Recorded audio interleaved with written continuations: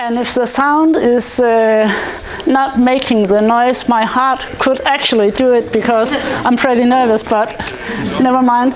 And I'm also going to tell you that I'm not going to do like an interesting presentation about interesting research, because that's not what I'm doing. But I hope in the end that you will all be happy that I'm here, because I have something special to offer you. So I kind of hope it will make it up for it. But and the last thing, I also have a paper, so I know that I will say everything I plan to say. I hope that's okay. My name is Harrits, and I'm from the Academy of Talented Youth, which is in the central region of Denmark. This spring, I was, as many of you, participating in the Citizen Science Conference at the university, and among a lot of interesting learnings and perspectives, I had this saying at the end, the panel discussion at the end, that just kind of stuck in my head, and it was this sentence that has been growing in me, that every high school student should be, or at least have the opportunity to be engaged in citizen science. And I kind of took that to me because I think it has some right in it, and it made sense, and it made so much sense because of what I'm doing. So now I'm going to tell you what I'm doing. What is the Academy of Talented Youth? I don't know if any of you, I know some of you know it, but I don't know if all of you know it. So it's an academic talent development program, and it's I have about 400 students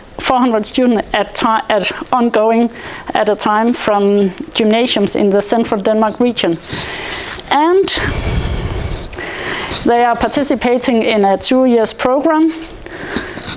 And I'm making this program together with the university and with the other higher education institutions, with companies and with all the gymnasiums in the region. So I have quite a lot of collaborators. And it is a continued program aiming to stimulate and motivate the students' learning process and learning skills in a wide range of academic subjects and fields. And I was actually happy, Gitte, to see the thing you had in one of your last slide, I think, with the citizen science, which was pointing in all directions of subjects, because that is actually our students. They are interested and motivated in every kind of directions of the academic world. So I'm also going to tell you a bit about who are the ATUs, as we call them, the students of the Academy of Talented Youth. And I'm going to give you some of the characteristics that they all have. So they, as I just said, they're broad and interdisciplinary knowledge and interest, and they are highly motivated. I know any of you who have met them know that they are on fire, and they are really keen on contributing to real problem solving.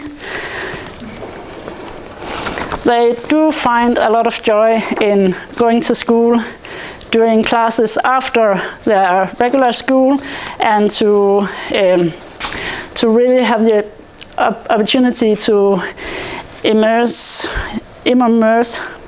something. They're really good to remember everything, so you can kind of just tell them something, or they read it once and then they just remember it. And they have, of course, a high learning rate. They have a large vocabulary, so talking to them are never boring. And they also have a high level of abstraction, so hearing them thinking is never boring.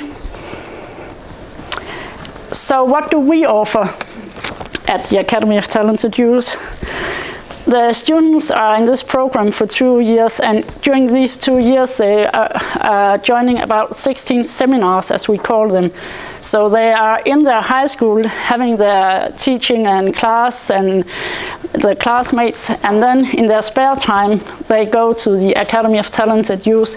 So that means that students living in Lemvig or students living in Grenaa and Tøring or wherever in the region, they travel by bus or train, come to Den or Aarhus or Herning at the university out there to have more school in their spare time. So we do this seminar. It's often from 4 in the afternoon until 8 in the afternoon, and then if you have to go by train to, I don't know, Struer and wherever, you might be back home at like 12, 12:30 in the evening, and when you kind of ask them, isn't that a bit like a long day, they're just like, well, I can work in the train, so it's okay. They primarily have lessons on university level, which is, the university is also our primary collaborator. They do a lot of workshops and they have excursions. And then what we offer them is a community with like-minded young people. That is kind of the most important thing for us, is that we are putting the most interested students from all gymnasiums in the region together with the other students from the other schools who are really fond of learning and find it attractive also in their spare time. Yeah, and by that we're creating like a safe learning environment where you are allowed to go far one way and the other way and ask all the clever questions and also the stupid ones, and you're just allowed to be curious and fond of learning. We have the student meet researchers, and we are kind of qualifying the learning or the teaching they have at school, because they can get some new perspectives on what they're learning in school, and they kind of also get the idea that, okay, I'm actually doing this math class in school, and then they can meet Jakob, for example, and know, I might be needing that later on in my education. And we are, by this program, trying to giving them faith in themselves and trust in their abilities. And we are really much pushing forward the enthusiasm for learning and for science. And we're also encouraging them, and we know for a fact that when they have been at a seminar at the Academy of Talented Youth, they're like almost high when they get back to their own class the day after. So it have a kind of smitte effect, if you know what, yeah. And therefore we like to believe that we are increasing the well-being of the student and that we are supporting their academic development. So, why am I actually telling you all this at a Citizen Science Network Day? And I'm going to say more about this, and now I might be reading a bit from my papers, but I hope you bear in mind. We have experienced, and I truly believe that the best way to educate and show young people that they can take part in and that they play a role in the society or the community, in research or in different, is to give them the opportunity to be engaged, to get involved, and to make them both take and give them the responsibility for what they're part of. 3 years ago, you might have heard about it, or at least you have today. This new project, research project, began at the university. It is called Giv de unge ord, giving young people a voice. The project, I'm not going to go deeper into it, but it's investigating young people, mental health and data, and it's investigating how you could rethink research communication. I would like not to go into the project, but just tell you about one of the activities that we had with the ATUs and the researchers at the project. But it's just kind of like an example of what we've been doing with the project.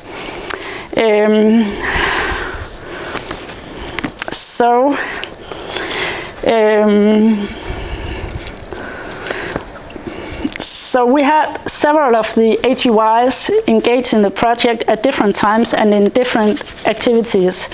And this is the example. During the lockdown, for example, we had an online workshop with about 100 students from, or high school gymnasium students from all over the country. And then we had a smaller group of ATUs who have been very active and engaging in planning and being creative in planning this workshop. So they did actually much of the facilitating of the workshop. They were collecting a lot of the data that the research project were looking for.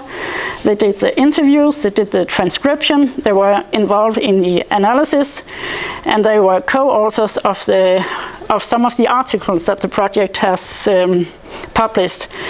And they had a really big and important role in communicating some of the research results to their peers.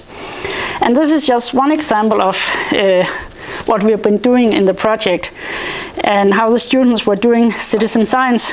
And I will, of course, be happy to tell you more, but that might be in the network session. But what I experience, and I guess also what you experience, observing all the young people doing citizen science, or by engaging the people and having them doing citizen science, it was rather amazing, I think. They grew so much on a personal scale. They achieved confidence in their own abilities, and they really experienced that they are not just young people trying to fit in the society, the school, the class, the family, or wherever they want to fit in. They experience that they are able to make changes, create important findings, and they realize that they are already, as young people, have an important role and that they can make a difference if they are engaging and contributing. And what we know from our students is that they are really happy and keen on working with real problems or dilemmas and not just something, perhaps fake problems in school. They want to be part of society. And in that experience, me and my colleagues decided that what these ATUs have experienced, that is actually what we would like to put in as a mandatory part of our program. And that's kind of what I'm hoping that you might bear in mind for my bad English and my presentation, that I'm going to ask for collaborators with you. So what the students experienced during Unge and still are experiencing, that is what we want all our students to experience, and that is why I'm here today.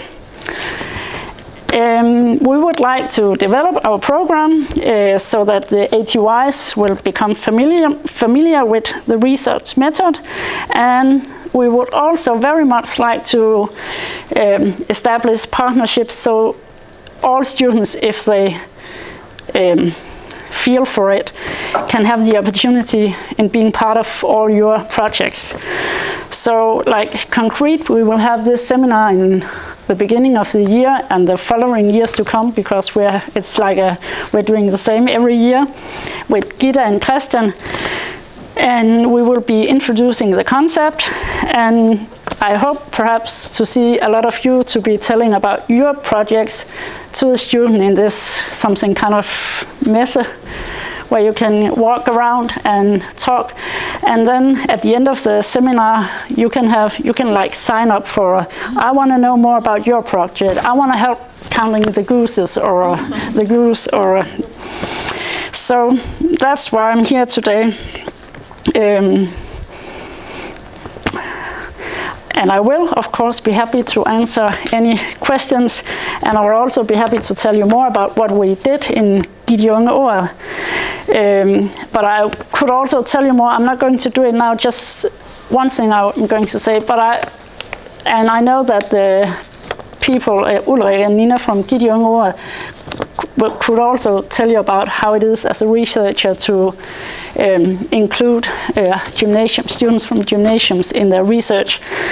But I know for sure that you've been really fond of it, and that it have taken like the project places that you didn't know it would go, because you have the mindset of the young and had their perspectives on it. So yeah, I hope that someone would like to collaborate with us. And these are my contacts info, so you can. Thank you.